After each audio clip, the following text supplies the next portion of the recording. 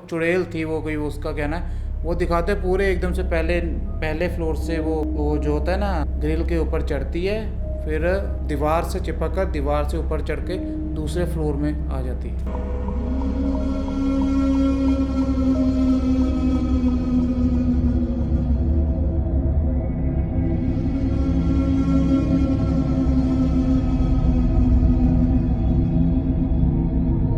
Pune school की एक girl student थी, वो ऐसे ही क्लास लग रही थी उनकी, तो अचानक से वो अजीब सी हरकतें करने लगती है और जैसे वो पोजेस हो गई हो।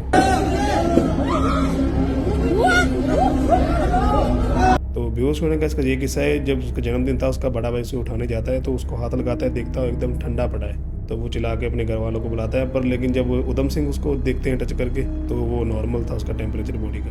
वो उन्हें ऐसे ही जंगल में फेंकवा देता था अपने सिपाहियों से कि जंगली जानवर खा लें। वो उन्हें ना दफनाने देता था, ना कोई उनकी विधि करने देता था।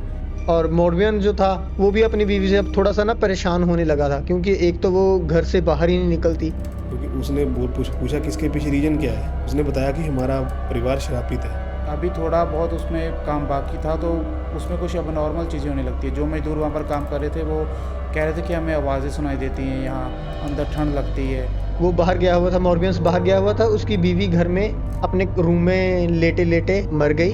सपना या हकीकत लगा लो, सपना इतना रियल था कि उसको लग रहा था हकीकत में उसके आसपास कुछ लोग खड़े थे और वो बोल रहे थे कि तुम्हारा टाइम आ गया। तो क्या होता, दरबारी चला जाता है, राजे का ऑर्डर था जाना पड़ेगा, लेकिन क्या होता कि अगले दिन वो गायब हो जाता है, कहीं नहीं मिलता पूरे कैसल में। Hi everyone, welcome back to our podcast channel. उम्मीद करता हूँ आप सब लोग बढ़िया होंगे। सो हम लोग वापस आ चुके हैं भूतकास्ट के एक और नए एपिसोड के साथ। सो इस एपिसोड में अगेन मेरे साथ है Saurabh and welcome back Ayush. So let's hear another horror story.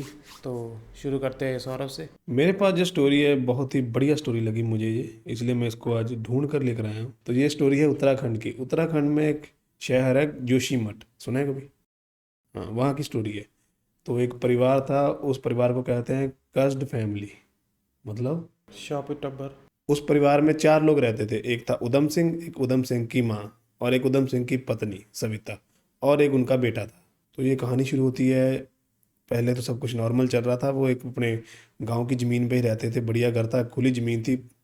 मतलब ज़मीन के बाहर एक पीपल का पेड़ था बहुत बड़ा, एक बड़ी ज़मीन पे, मतलब खुला एरिया था बाहर। वो भी उनकी ही ज़मीन थी जहाँ पे वो पीपल का पेड़ था। तो घटनाएं तब से शुरू होती हैं जब उधम सिंह की वाइफ प्रेग्नेंट हो जाती है, मतलब कि उसका दूसरा बच्चा आने वाला होता है। तो जिस वजह से पूरा परिवार पूरा खुश होता है, लेकिन उनकी दादी को छोड़ के। उसकी दादी इस बात से बड़ी परेशान थी कि एक और बच्चा आने वाला है। तो पहले तो सब कुछ नॉर्मल चलता रहता है, पर धीरे धीरे उनकी दादी की शक्ल पे दिखने लगता है कि उसको किसी बात की टेंशन है। तो पहले तो वो सविता पूछती है उससे कि उसको क्या दिक्कत है, तो वो कुछ नहीं बताती। तो वो उधम सिंह को कहती है कि अपनी माँ से पूछो, कोई प्रॉब्लम चल रही है तो बताए। तो वो पहले तो उसको बताने, जब जो पूछता है तो पहले तो बताने लगती है, फिर एकदम से रुक जाती है, बताती नहीं कुछ। तो ऐसे करते करते नॉर्मल जो वो बेटा हो जाता है, दूसरा भी उसके बेटा ही होता है। तो उधम सिंह की नौकरी लग जाती है बाहर किसी और स्टेट में। तो वहाँ पे शिफ्ट हो जाते हैं। पर उसकी जो दादी थी वो अपने गांव में रहती है, कि जैसे बुजुर्ग लोगों का अपने ही गांव से लगाव होता है, तो वो वहीं रहती है, वो वहीं रह जाती है, बाकी सब शिफ्ट हो जाते हैं। अब सीधा स्टोरी कट टू आती है 10 साल बाद। तो उन्होंने दूसरे बच्चे का नाम रखा था वैभव। तो अब उसका जन्मदिन होता है, उसका 10वां जन्मदिन होता है। तो जन्मदिन वाले दिन वो एकदम से बेहोश हो जाता है। खुशी से। खुशी से नहीं, पता नहीं क्या होता है उसे। जब वह बेहोश हो जाता है तो उधम सिंह याद करता है कि अब से 2 दिन पहले से ही वो एकदम से शांत सा रह रहा था। तो उस पूछते भी उससे कि क्या बात है, तो वो कुछ बताता नहीं, नॉर्मल सा शांत शांत बैठा रहता है। तो बेहोश होने का इसका ये किस्सा है, जब उसका जन्मदिन था उसका बड़ा भाई उसे उठाने जाता है तो उसको हाथ लगाता है, देखता है एकदम ठंडा पड़ा है। तो वो चिल्ला के अपने घर वालों को बुलाता है। पर लेकिन जब उधम सिंह उसको देखते हैं टच करके तो वो नॉर्मल था उसका टेम्परेचर बॉडी का। उसका भाई भी परेशान कि ये क्या दिक्कत है। तो जब देखते हैं कि वो बेहोश पड़ा है 1 घंटा 2 घंटे, जब 3 घंटे तक वो बेहोश ही रहता तो वो डॉक्टर के पास उसको लेकर जाते हैं कि देख लो कि शाम तक वो उसको होश ही नहीं आया। तब वो पूरे परेशान कि उधम सिंह की वाइफ ने बोला कि अपनी इसकी दादी को भी बता दो कि ऐसा कुछ हो गया है, वो ठीक नहीं है। तो जब वो अपनी माँ को फ़ोन लगाता है उधम सिंह, तो वो फ़ोन पे बात करता है कि ऐसे ऐसे बताता है कि वो सुबह से उठ नहीं रहा हमारा वैभव। तो उसका कोई रिएक्शन ही नहीं था। वो बोल रही है कि मैं कल आऊँगी। दादी जानती है सारा माजरा। उसका कोई रिएक्शन नहीं। नॉर्मल उधम सिंह भी इस बात से परेशान कि कुछ रिएक्ट ही नहीं किया। तो 3 दिन लगे वैभव को, 3 दिन हो गए डॉक्टरों को उसका इलाज कराते हुए, पर वैभव को कोई होश नहीं आया। वो दादी जो एक अगले दिन आने वाली थी वो भी 3 दिन तक नहीं आई। तो जब उसकी दादी आई वैभव की, तो उधम सिंह उसको लेने जाता है हॉस्पिटल के गेट तक। तो वो कहती है कि रुक जाओ यहीं पे, मुझे सीधा वैभव के पास ले जाओ। वो किसी से नहीं मिलती, सीधा वैभव के पास जाती है और उसके तकिए के नीचे कुछ रखती थी। उसके थोड़ी देर बाद ही वैभव को होश आ जाता है। जो डॉक्टर 3 दिन से ट्राई कर रहे थे उनको कुछ नहीं हो रहा था, ना ही कोई मेडिकल रिपोर्ट में कुछ प्रॉब्लम आ रही थी कि क्या हुआ वैभव को। जब वो तकिए के नीचे जब रखती है तो वैभव को कुछ घंटों के बाद ही होश आ जाता है। जब वैभव को घर ले जाते हो जाने के बाद तो पूछता है कि आपने तकिए के नीचे क्या रखा था, तो दादी तब भी कुछ नहीं बताती। वो नॉर्मली रिएक्ट करती है कि हाँ ठीक है। फिर जब उन्होंने वैभव से पूछा कि तुम्हें हुआ क्या था, तो उसने बताया कि जो उसने बताया पहले तो सभी सब हक्के बक्के रह गए सुन के। उसने बताया कि मुझे सपना या हकीकत लगा लो, सपना इतना रियल था कि उसको लग रहा था हकीकत में उसके आसपास कुछ लोग खड़े थे और वो बोल रहे थे कि तुम्हारा टाइम आ गया। जो आपस में बात कर रहे थे कि इसका टाइम आ गया। उधम सिंह ने पूछा कि वो कौन लोग थे, तुम्हें उनकी शक्लें याद है, शायद तुमने उनको कहीं पहले देखा हो या कैसे। उसने लगा कि हॉरर मूवी देखी होगी यहाँ के। तो जब उसने पूछा कि वो कौन लोग थे, तो उसने दीवार पर टंगी फोटो की तरफ इशारा किया, जिस पे हाथ टंगा था वो उसके दादा की फोटो थी कि ये था। तो उसने कहा कि तुम्हें उसके बाद वो दिखे हुए कहाँ भी, उसके बाद कोई ख्याल आया ऐसा। वो बोल रहा कि अब भी वो मेरे पीछे ही खड़े हैं। फिर उधम सिंह जाता है अपनी उसकी दादी के पास कि इसको कुछ पता है, ऐसा कुछ है ना। तो ये सुन के वो भी रह नहीं पाई, उसने बता दिया कि मेरी बेटी भी ऐसे ही मरी थी, उधम सिंह की बहन। उधम सिंह और परेशान कि ये क्या बात है, क्योंकि उसने पूछा कि इसके पीछे रीजन क्या है। उसने बताया कि हमारा परिवार शराबित है, हमारे परिवार को एक शराब है कि हमारा परिवार आगे तो बढ़ेगा लेकिन फैलेगा नहीं। समझ रहे हो? नहीं समझे। नहीं समझे मतलब उनके परिवार में एक ही बच्चा रहेगा जिससे वंश तो आगे बढ़ेगा। 2 बच्चे 3 बच्चे नहीं होंगे कि जिससे वंश फैलेगा नहीं। मतलब कंटिन्यू रहेगा कि एक औलाद आई उसके बाद उसकी दूसरी औलाद आई। मतलब कि जो उधम सिंह था वो तो समझ गया मैं, ठीक है ना। उधम सिंह तो हुआ वो ठीक रहा। उधम सिंह की जब बहन हुई वो मर गई ऐसे ही 10 साल के बाद। ऐसे जैसे उधम सिंह का एक बेटा था और दूसरा जब 10 साल का होने को आया उसके साथ भी ये घटनाएं होने लगी। तो उसने पूछा कि ये शराब किसका है, किसने दिया है, इसका कोई तोड़ तो होगा। और तुमने उसके सिर के नीचे क्या रखा था जिससे वो होश आ गया, तुम्हारे पास कुछ तो ऐसा है। तो वो बोली ये शराब किससे है, कहाँ से, मुझे नहीं पता। मेरी भी सास ने मुझे यही बताया था कि तुम्हें एक ही बच्चा करना है, लेकिन मैंने उसकी नहीं मानी तो उसकी वजह से मुझे अपनी बेटी खोनी पड़ी। तो उसने पूछा कि वो जो तुमने उसके सिर के नीचे क्या रखा था उसका क्या। तो बोली वो मैंने किसी तांत्रिक से रुद्राक्ष करवाया था मंत्र करके, जिससे उसको होश आ जाए। उधम सिंह ने उस पंडित से बात की जिससे वो रुद्राक्ष लेकर आए थे। तो उसने बताया कि इस शाप का कोई तोड़ नहीं है और ना ही ऐसा कोई बंदा अभी जिंदा है जो इसके बारे में कुछ बता सके आपको, क्योंकि वो बहुत पुराना शराप है। पंडित से ये बात सुन के वो थोड़ा निराश हो जाता है, तो वो पड़ जाता है दूसरे किसी अघोरी के चक्करों में। तो किसी अघोरी के पास जाता है। तो उसने इसको बताया कि तुम्हारा जो समस्या है इसका समाधान जिंदा आदमी कोई नहीं बता सकता, इसके लिए हमको मरे हुए लोगों से बात करनी होगी, यानी कि तुम्हारे पूर्वजों से बात करनी होगी जिनकी वजह से ये श्राप है। तो उसने कहा कि वैभव के खून की आहुति देनी पड़ेगी, तभी उसके खून के पीछे से लिंक जो है सबसे बात हो पाएगी। तो उसने एक अपना बनाया वो जड़बुम्बा जो भी होता है, एक एक सर्कल बनाया। ब्लैक उसमें मैजिक वाला। ब्लैक मैजिक वाला सर्कल बनाया। उसमें उधम सिंह को बिठाया, उसकी दादी को बिठाया। पहले उधम सिंह, फिर एक जगह खाली छोड़ी, उसकी दादी को बिठाया, एक जगह खाली छोड़ी, फिर वैभव को बिठाया, उसके भाई को बिठाया, एक एक जगह छोड़ के। तो उसने जब वैभव को कहा कि तुम्हारे खून की देनी होगी आहुति, तो उधम सिंह ने कहा कि नहीं, हमारा खून एक ही है तो आप मेरी आहुति लो। तो पहले तो घोरी ने कहा कि नहीं ये नहीं हो सकता। फिर वो मान गया कि हाँ ठीक है, खून तो एक ही है, उसकी आहुति चल जाएगी। तो ऐसा करते हैं। वो उसने पहले इन सबको वार्निंग दे दी कि एक बार ये जब तप शुरू हो गया तो कोई नहीं उठेगा, ना ये सर्कल से कोई बाहर जाएगा, अगर जो भी गया वो मर जाएगा। वो सभी आंखें बंद कर लेते हैं। तो वो अपने मंत्र पढ़ने शुरू करता है। उसने कहा भी आप आधे घंटे बाद बोला कि आप आंखें खोल सकते हो। तब जब उन्होंने आंखें खोली तो उनके होश उड़ गए। वो जो खाली जगह छोड़ी थी वहाँ पे कुछ मरे हुए लोग बैठे हैं, मतलब जिनसे वाइब भी इतनी खतरनाक आ रही थी कि क्या चीज़ है ये। आत्माएं बैठी। आत्माएं बैठी थी, उनके पूर्वज की आत्मा। उनके पूर्वज की जाए। सही, नाइस, उनके पूर्वजों की आत्मा। तो अघोरी ने पूछा कि इस शराब के बारे में बताओ कि क्या शराब है, उनसे पूछा जो उसके पूर्वज थे।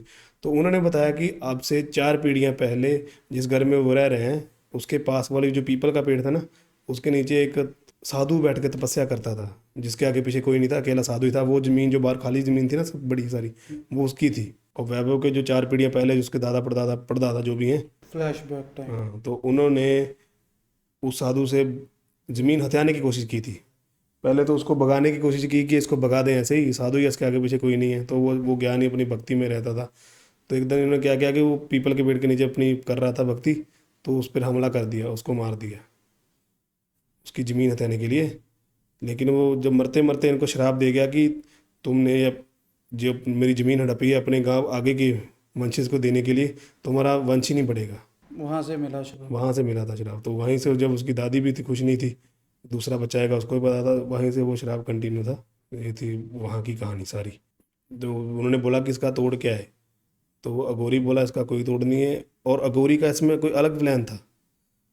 वो वो उधम सिंह की जगह बजाय उसके बच्चे का आहुति मांग रहा था, क्योंकि बच्चे की बलि देनी आसान होती है। उसने कहा कि जब तुमने अपना खून दे दिया, तुम बलि के लिए चुने गए हो, और ये बलि मैंने दी ही इसलिए है कि मैं इन सबको अपने वश में कर सकूं और पावरफुल बन जाऊं। वो मरे हुए लोगों को अपने काबू में करना चाहता था, जो कि हर अघोरी की फैंटेसी होती है। ये चीज़ देखते ही उधम सिंह की जो माँ थी, वो सर्कल से बाहर भागने लगी। और जैसे उसने सर्कल से बाहर पैर रखा, वो एकदम से जोर से जाके दीवार से लगी और वहाँ लेट के तड़फने लगी। मर गई। मरी नहीं, अभी तड़फने लगी। इधर इधर उधम सिंह अघोरी का गला पकड़ के बैठा था उसको मारने के लिए। अघोरी मर गया, लेकिन उसने कहा था कि तुम्हारे खून की बलि दे दी गई है, मतलब तुम्हारी बलि स्वीकार हो गई है। और जैसे उधम सिंह अपनी माँ की तरफ भागा, सर्कल से बाहर निकला, वो वहीं मर गया। बचा कौन? वैभव और उसकी माँ और छोटा बेटा, क्योंकि माँ भी मर गई, उधम सिंह भी मर गया। तो उसने क्या किया कि उनकी तो खून की कोई बलि नहीं थी ना, वो सर्कल से बाहर जा सकते थे, तो वो अपना सर्कल से बाहर निकले। तो अब उसने क्या किया कि सब कुछ नॉर्मल करने के लिए जो पीपल का पेड़ था, वहाँ पे उस तांत्रिक की समाधि बना दी। जो साधु था उसकी समाधि बना दी, कि एज ए रिस्पेक्ट की लगा लो जो भी, उसकी समाधि बना दी। और खुद जोशी मठ से हमेशा के लिए चली गई।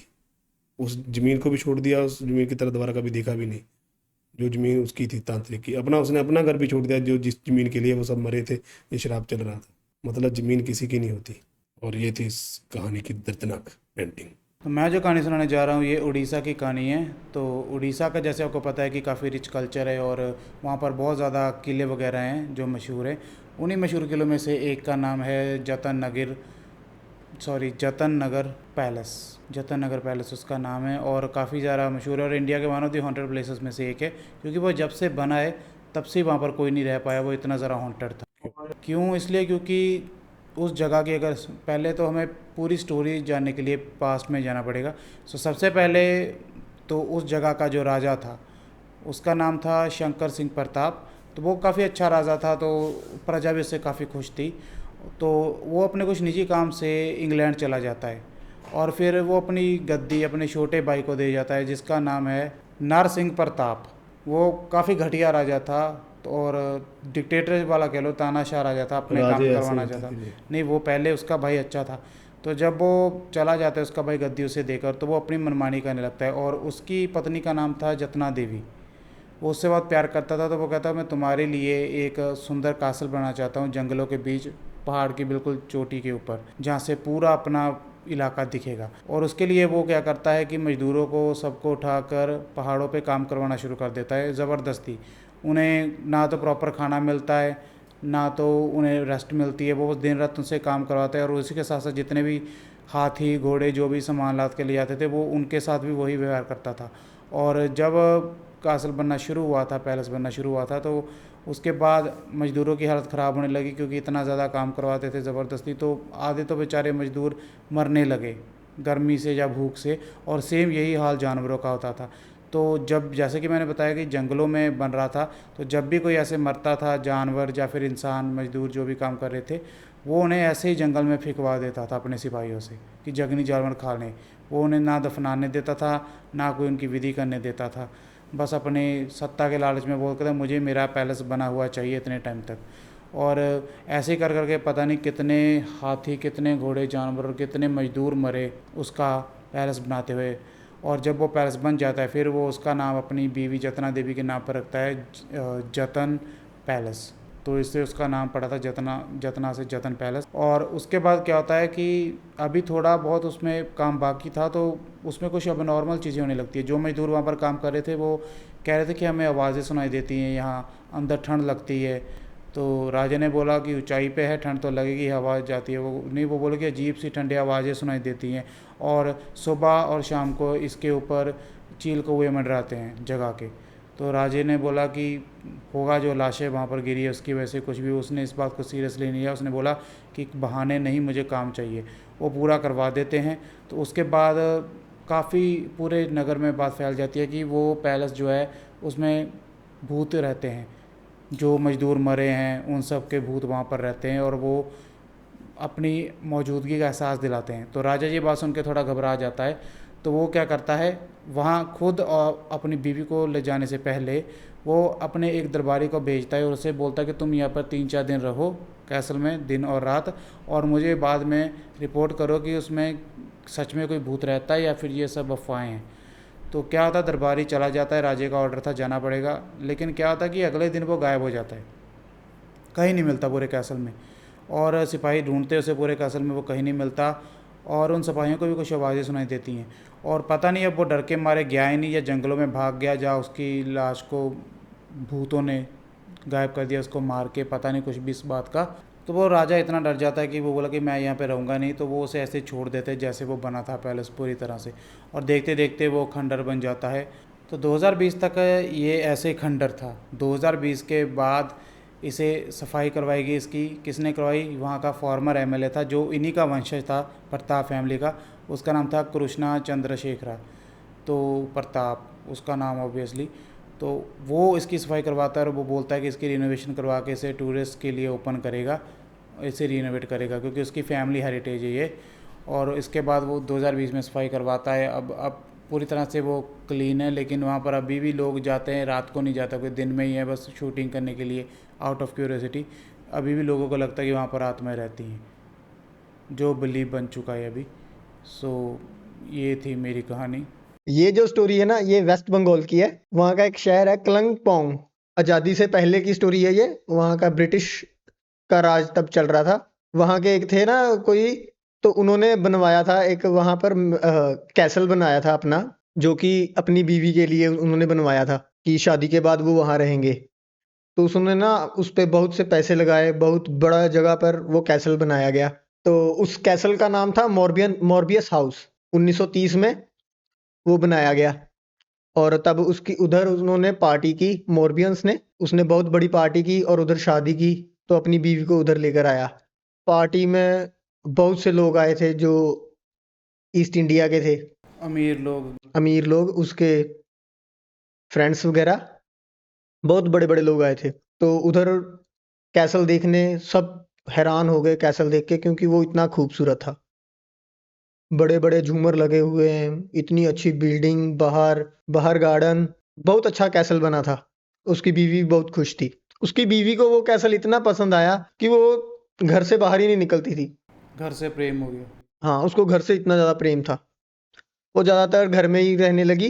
तो वो मॉर्बियंस जो था, वो पार्टीज वगैरह करता था, उसके फ्रेंड्स आते थे वीकेंड पे, तो वो घर पे पार्टी करता था।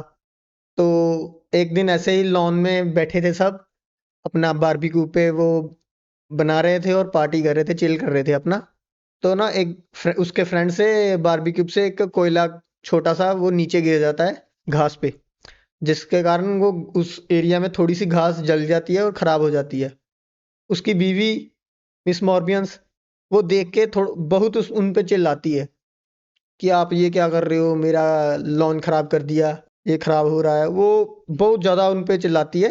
वो सभी थोड़ा सा डिस्टर्ब हो जाते हैं और बाद में वो पार्टी ख़त्म करके चले जाते हैं। और मॉर्बियन जो था वो भी अपनी बीवी से अब थोड़ा सा ना परेशान होने लगा था, क्योंकि एक तो वो घर से बाहर ही नहीं निकलती, और अगर कहीं जाना भी हो तो उसको अकेले ही जाना पड़ता था, कोई काम हो, जहाँ कहीं पार्टी में जाना हो, जहाँ कहीं भी जाना हो, क्योंकि वो उसकी बीवी घर से ही नहीं निकलती थी। कुछ सालों में उसकी ये बहुत ज़्यादा दिक्कत हो गई थी। तो ऐसे ही एक दिन उसकी बीवी, वो बाहर गया हुआ था, मॉर्बियंस बाहर गया हुआ था, उसकी बीवी घर में अपने रूम में लेटे लेटे मर गई, मिस्टीरियसली मर गई, क्योंकि उसका वो रीज़न नहीं पता चला। क्यों मर गई। तो जब वो आया तो उसने देखा कि ऐसे डेथ हो गई है उसकी। तो ठीक है, बाद में उसको ना कुछ टाइम बाद उसको उधर रहना अच्छा नहीं लगा कि अभी डेथ हो गई है उसकी बीवी की, मैंने उसके लिए ही बनाया था ये घर। तो उसने भी वो घर छोड़ दिया और अपना चला गया वापस इंग्लैंड, क्योंकि अभी उसको इधर अच्छा नहीं लग रहा था। काफी टाइम बाद ये सरकारी प्रॉपर्टी में चले गई, जो कैसल था। और उसके बाद आजादी के बाद फर्स्ट प्राइम मिनिस्टर बने जवाहरलाल नेहरू जी। तो ये सरकार ने उनको हैंड ओवर कर दिया था। तो उसके बाद 1975 में जवाहरलाल नेहरू जी ने ये दोबारा से वेस्ट बंगाल के टूरिज्म के लिए ये कैसल उनको दे दिया, ओपन कर दिया टूरिज्म के लिए। ओपन कर दिया कि यहाँ पर टूरिज्म ज्यादा हो जाए, टूरिज्म आए उधर। जब टूरिज्म जाते थे, लोग जाते थे, उसमें से ना 3 लोग गए थे लड़के, वो वहां पर ऐसे घूमने गए थे, तो उन्होंने वो कैसल बुक कर लिया कि यहाँ पर रहने के लिए। तो वो जब वहां गए तो उस टाइम में ज्यादा वहां कुछ था नहीं, ज्यादा मतलब अवेलेबल नहीं था, बस ओनली रूम थे पुराने हिसाब टाइम के हिसाब से। तो वो वहां गए तो अपना सामान वगैरह उन्होंने पहले अपने अपने रूम ले लिए अलग अलग, और सामान वगैरह रख के वो घूमने निकल गए और कुछ खाने पीने के लिए। और बाद में जब शाम को आए, दोपहर को आए वो अपने वापस, तो दो बोले कि चलो फ्रेश होके आते हैं। तो जब वो अपने अपने बाथरूम में गए तो कुछ देर बाद एक फ्रेंड बाहर लॉन में आके बैठ गया। तो ना उसको ना ऊपर से आवाज आती है कि कोई जोर जोर से ना पैरों की आवाज आ रही है जोर जोर से। तो उसको लगा शायद मेरा फ्रेंड होगा। तो कुछ देर बाद वो बाहर देखता है तो उसका फ्रेंड जो था वो बाहर टहल रहा था जो ऊपर था। तो वो थोड़ा हैरान हो जाता है, वो भाग के अंदर जाता है और ऊपर जाकर देखता है ऊपर कोई भी नहीं होता। तो वो सब जगह चेक करता है, बाथरूम में भी चेक करता है, कमरे में भी चेक करता है।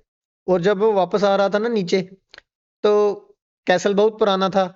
तो जब वो आ रहा था ना, हल्की हल्की चीज के भी ना आहट हो रही थी। तो वो समझ जाता है कि बहुत पुराना कैसल है, इसलिए शायद हल्की सी चीज का भी ज्यादा आवाज आ रही होगी, तो मेरा वहम ही होगा। और शाम को बाद में जब तीनों घूमने चले जाते हैं और बाद में शाम को लेट नाइट आते हैं वो, तब वो जब अंदर आते हैं ना तीनों, वो तीनों को तो कुछ अजीब सा लगता है। बाद में ना उस तीनों को अलग अलग टाइम पे कुछ ना एक साया दिखता है, जैसे ना उधर कोई और भी है।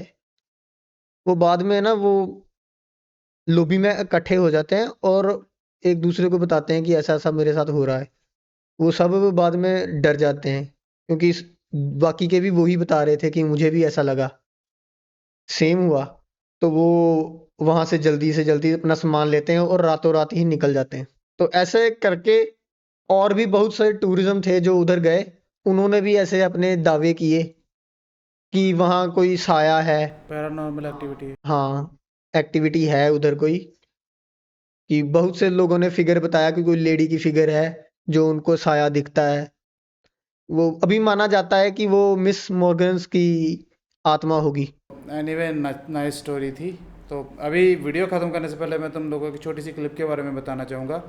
पुणे स्कूल के एक गर्ल स्टूडेंट थी, वो ऐसे ही क्लास लग रही थी उनकी, तो अचानक से वो अजीब सी हरकतें करने लगती है और जैसे वो पोजेस हो गई हो।